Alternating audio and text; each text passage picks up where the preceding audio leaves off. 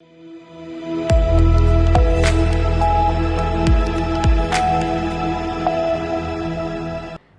मैं हूं रत्ना और आप देख रहे हैं सी न्यूज़ भारत। आए रुक करते इस खबर की और खबर सतना से है, जहां प्रदेश कांग्रेस अध्यक्ष जीतू पटवारी ने एक प्रेस कॉन्फ्रेंस को संबोधित किया, जिसमें उन्होंने पार्टी से जुड़े मुद्दों और संगठनात्मक विषयों पर अपनी बात रखी। उन्होंने मीडिया के सामने विभिन्न राजनीतिक परिस्थितियों पर विचार साझा किए और कार्यकर्ताओं से संगठन को मजबूत करने का आह्वान किया। और इस दौरान उन्होंने क्या कुछ कहा, सुनिए। स्वाभाविक तौर से लोकतंत्र में जो जीता वो सिकंदर। भारतीय जनता पार्टी की आज यहाँ सरकार है, सांसद भारतीय जनता पार्टी के हैं, नगर निगम भी सतना में भारतीय जनता पार्टी की है। भयावता कैसी है कि जब 2023 में इलेक्शन हुए थे तो मोदी गारंटियों की बात हुई थी। वो चाहे 5 लाख नौकरी देने की बात थी, चाहे फसलों के धान के 3100-2700 गेहूं के और 6000 की सोयाबीन खरीदी की गारंटी किसानों को दी गई थी। लाडली बहना को 3,000 रुपये का वादा किया गया था कि चुनाव के बाद सारी बहनों को, लाडली बहनाओं को 3,000 रुपया भाजपा की सरकार शिवराज सिंह चौहान मोदी गारंटी के रूप में देगी। 450 रुपये का गैस सिलेंडर की भावना आई थी और चलते चुनाव में 400 रुपया बहनों के खाते में सिलेंडर के नाम पर उस समय डाले गए थे। स्वाभाविक है, लगभग 2.5 साल से ऊपर हो गया है, एक भी मोदी गारंटी पूरी नहीं हुई है। एनसीआरबी की रिपोर्ट अभी ताज़ा आई है जो आप लोगों ने प्रकाशित की। उसके अंतर्गत जितने तरह के अपराध होते हैं, वो चाहे महिलाओं पे हो, चाहे बच्चों पे हो, चाहे बुजुर्गों पे हो, चाहे एससी पे हो, चाहे एसटी पे हो, 32% सिर्फ देश के में, जितने 100% देश के अपराधों में 32% अपराध मध्य प्रदेश के। ये जंगल राज का जीता जागता प्रमाण भारतीय जनता पार्टी की एनसीआरबी, नरेंद्र मोदी गृह मंत्रालय की रिपोर्ट ने कहा कि हमारे यहाँ प्रदेश के जो गृह मंत्री हैं एकदम नाकारा और निकम्मे हैं। ये रिपोर्ट बोलती है, ये मेरे शब्द नहीं है। अभी महिलाओं का मध्य प्रदेश में कितनी भयावता है कि 32 बेटियों की रोज गायब होती है मध्य प्रदेश से। जो लाडली बहना की बात करना, बहनों को सशक्तिकरण करके जो 33% आरक्षण को लेकर प्रदेश की बहनों को गुमराह करना, उनकी वस्तु स्थिति, उनकी सोच, उनके काम करने का तरीका मध्य प्रदेश से होकर निकलता है कि 32 बेटियां रोज गायब होती है। मतलब कितनी भयावता। बेटी बचेगी तो बेटी आगे बढ़ेगी, उसके आत्मनिर्भरता आएगी। बेटी बची नहीं रही है। जितने गूगल पे आप सर्च करो कि कितनी बेटियों का रोज बलात्कार होता है तो उसकी संख्या 26 है। और फिर गूगल पे सर्च करो, ये कोई बहुत बड़ा रॉकेट साइंस नहीं है। इसमें कौन से पार्टी के, भारतीय जनता पार्टी, अन्य पार्टी, किस पार्टी के कार्यकर्ता और नेताओं ज़्यादा बलात्कारी है, तो आपको धड़ाधड़ भारतीय जनता पार्टी के नेता बलात्कार के रूप में गूगल चिल्ला के बोल रहा है। यानी ये अपने आप में भयावता है कि किस तरह की कानून व्यवस्था है। बात इतनी है, हमने थोड़े दिन पहले ही यहाँ एक ब्लॉक अध्यक्ष, एक महिला को सार्वजनिक पीटते हुए सतना का पूरे देश और पूरी दुनिया में केस गया, नागौद का था वो। तो किस तरह की आज ही जब ब्लॉक अध्यक्ष, भारतीय जनता पार्टी ने छूट दे दी अपने विधायकों को, उनके रिश्तेदारों को, उनके कार्यकर्ताओं को कि जितनी अराजकता कर सकते हो करो, सरकार आपकी है। अभी 4 दिन पहले रामपुर बगलान में एक खनिज अधिकारी की हत्या कर दी भारतीय जनता पार्टी के कार्यकर्ता ने। ब्लॉक अध्यक्ष, पूर्व ब्लॉक अध्यक्ष कौन था, मंडल अध्यक्ष, मारपीट हुई, हो गया गिरफ्तार। पर अल्टीमेटली रोज देखने में आता है किसी मंत्री का बेटा किसी के साथ अपराध कर रहा है, किसी विधायक किसी के साथ अपराध कर रहा है, किसी मंत्री के कार्यकर्ता किसी के साथ अपराध कर रहे हैं। मंत्रियों की भाषा कैसी है आपने देखी। शिवपुरी में एक लोधी, हमारे प्रीतम लोधी की भावना देखिए। अधिकारियों को किस तरीके से डराते, धमकाते और गालियां देते हैं। इससे कैसा एक सामाजिक तंत्र आदर्श रूप ले सकता है, कैसे एक प्रशासनिक तंत्र आदर्श रूप ले सकता है। तो ये अपराध की राजधानी मध्य प्रदेश को बनाया और जंगल राज का बिहार और यूपी और इस तरह की बातें तो बहुत दूर की हो गई। मध्य प्रदेश जंगल राज का पर्याय बन गया है। भ्रष्टाचार, अगर सिक्का ऊपर उछाले और नीचे गिरेगा तो एक तरफ भारतीय जनता पार्टी लिखा, दूसरी तरफ करप्शन। कैंसर फैला दिया इनने भ्रष्टाचार का। जितने पत्रकार यहाँ उपस्थित हैं, आप बहुत सम्मानित हो, आपका हम खूब आदर करते हैं, पर मैं आपको चुनौती देता हूँ कि एक ऑफिस सतना का, रीवांचल का ऐसा मुझे बता दो आप, जहाँ बिना करप्शन से काम होता है, तो मैं उस ऑफिस का नागरिक अभिनंदन करूँगा और अपनी बात वापस लूँगा, सार्वजनिक माफ़ी मांगूंगा। मतलब भ्रष्टाचार भारतीय जनता पार्टी के खून की रगों में दौड़ने लगा, खून जैसा रगों में दौड़ने लगा है और उसका सीधा असर जनता पे होने लगा है। अभी किस तरह की भयावता है आप देखो। जितना कलेक्टर बना सतना का, यहाँ से 12 किलोमीटर दूर आसपास ज़मीनें किसने खरीदी? बीजेपी के सांसद ने, बीजेपी के विधायक ने, उनके रिश्तेदारों ने, उनके आसपास के कार्यकर्ताओं ने। जहाँ पर माफिया राज मैयर के पास लगा, माफिया राज भारतीय जनता पार्टी का किस तरीके का फैला। कोरेक्स की भी कितनी बड़ी बीमारी हमारे रीवांचल और पूरे मध्य प्रदेश में है।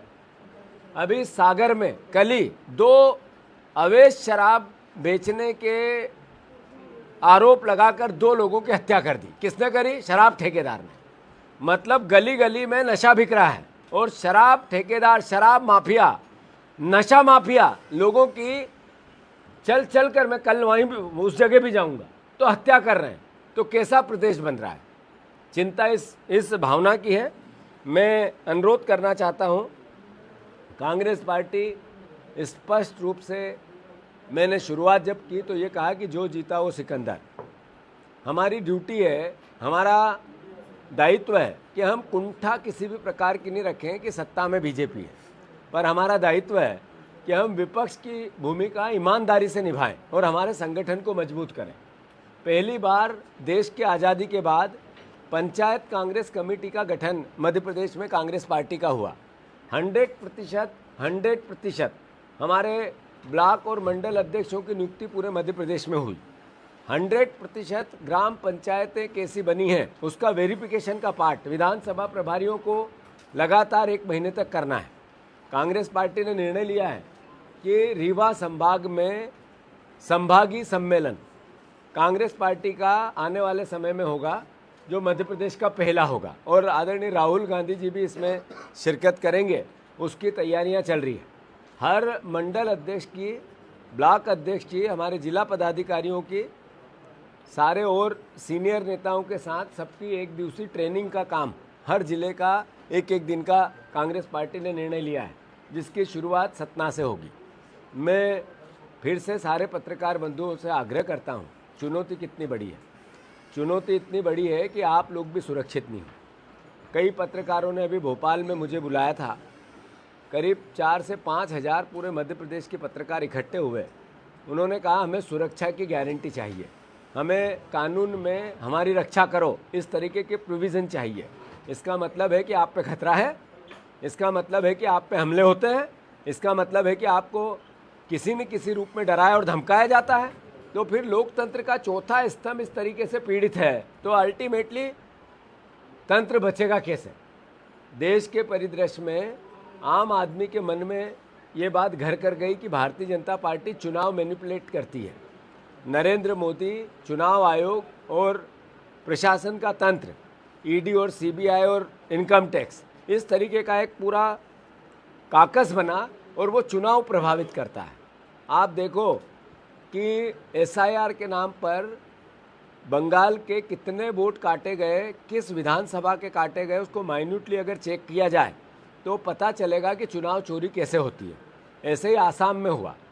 मैं मानता हूँ कि जिस तरह की भयावहता है देश के लोकतंत्र को बचाने की, देश की दूसरी आज़ादी, वोट के अधिकार को बचाने की लड़ाई का समय आ गया है और कांग्रेस पार्टी इससे चिंतित भी है, गंभीर भी है, जागरूक भी है।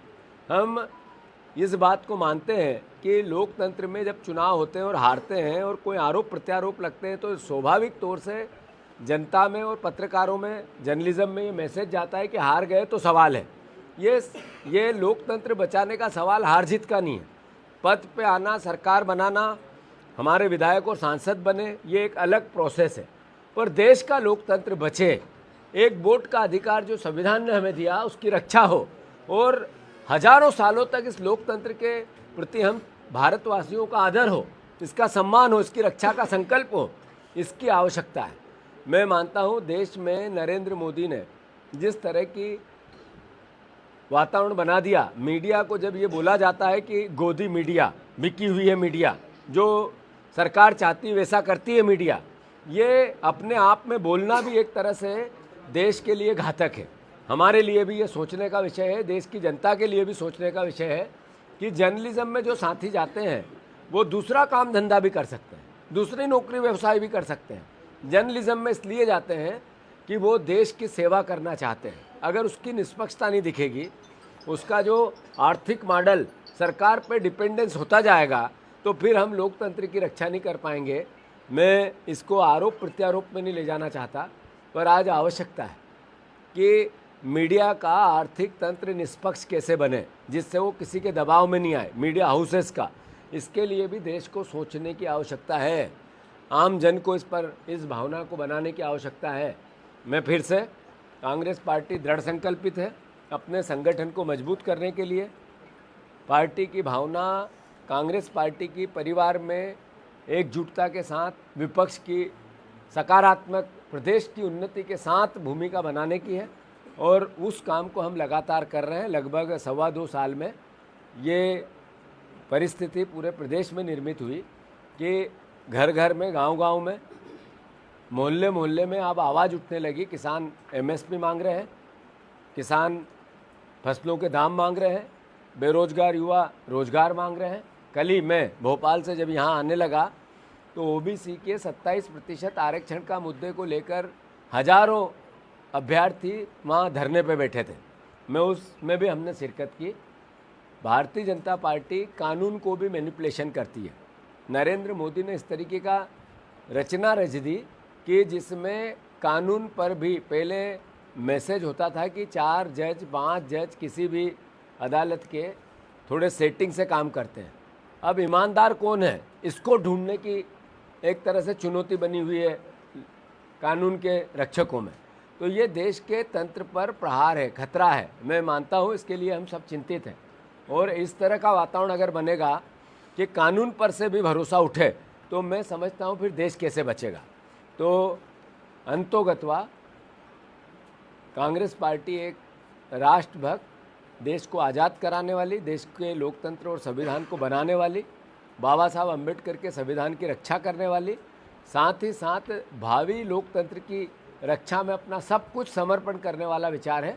राहुल गांधी जी ने, प्रियंका गांधी जी ने, खड़गे जी ने, सोनिया गांधी जी ने, इससे पहले भी हमारे कई तमाम नेताओं ने महिला आरक्षण की 33% महिला आरक्षण की भावना को व्यक्त भी किया, उस पर डिसीजन भी लिया, उस पर काम भी किया। नरेंद्र मोदी जिस तरीके से देश को गुमराह करना चाहते हैं, जो नफरत और घृणा के पर्याय विचार बीजेपी का है, आरएसएस का है, उसको सब पे थोपना चाहते हैं, वो देश के लिए चिंता का विषय है। अभी महिला आरक्षण 2023 में पास हुआ था, जिसमें डिलिमिटेशन की भी बात हुई थी, जिसमें जातिगत जनगणना की भी बात हुई थी और उसके आधार पर 2 साल 2.5 साल 2028-29 से पहले इसको मूर्त रूप देने को लेकर सर्वसम्मति से पास हुआ था, जिसमें महिला आरक्षण की वकालत सारी पार्टियों ने की थी। कोई राजनीतिक दल उसका विरोध में नहीं था। सवाल जवाब हुए होंगे संसद में। फिर से वही बिल लाना और फिर से परिसीमन की बात करना, वही जो मैंने शुरुआत की थी कि लोकतंत्र खतरे में है, भारतीय जनता पार्टी मैनिपुलेट करती है चुनाव की प्रणाली को। परिसीमन ऐसा करना जिससे भारतीय जनता पार्टी को लाभ हो, ये उन्होंने आसाम में भी किया और उसके आधार पर चुनाव करवाए और फिर उनको वो जीत भी मिली। ऐसे ही वो और राज्यों में भी करना चाहते हैं, ऐसे ही जम्मू कश्मीर में भी उन्होंने किया था। तो मैं मानता हूँ ये सब परिस्थितियाँ देश के लिए घातक है और कांग्रेस पार्टी इस लड़ाई को भारतीय जनता पार्टी के अगेंस्ट लड़ेगी। जैसा कल राहुल गांधी जी ने कहा, एक ही पार्टी है जो बीजेपी को हरा सकती है देश में, सिर्फ एक, वो है कांग्रेस, जो विचारधारा से लेस है, जो पिछले के दरवाजे से बीजेपी को वोट नहीं देना चाहता और बीएसपी को वोट देता है या अन्य दलों को वोट देता है, वो इनडायरेक्टली बीजेपी को वोट देता है। ये भावना आम जन में महसूस करानी कांग्रेस की दायित्व है। मैं सभी हमारे कार्यकर्ताओं को भी हमेशा ये आग्रह करता हूँ कि ये जनता में समझ बनाना कि बीजेपी को वोट नहीं देना है और दूसरे दलों को देना है, यानी इनडायरेक्टली कांग्रेस को नहीं देना है, बीजेपी को नहीं देना है और दूसरे दल में देना है, यानी वो बीजेपी को वोट जाता है। इसलिए ये समझ बनाना कि संविधान की रक्षक अगर कोई पार्टी है तो कांग्रेस पार्टी है, इस विचार को लेकर भी कांग्रेस पार्टी आगे बढ़ेगी। सतना से सी न्यूज संवाददाता शिवम गुप्ता की रिपोर्ट। इस रिपोर्ट में फिलहाल इतना ही। देश और दुनिया की तमाम बड़ी खबरों के लिए देखते रहिए सी न्यूज भारत।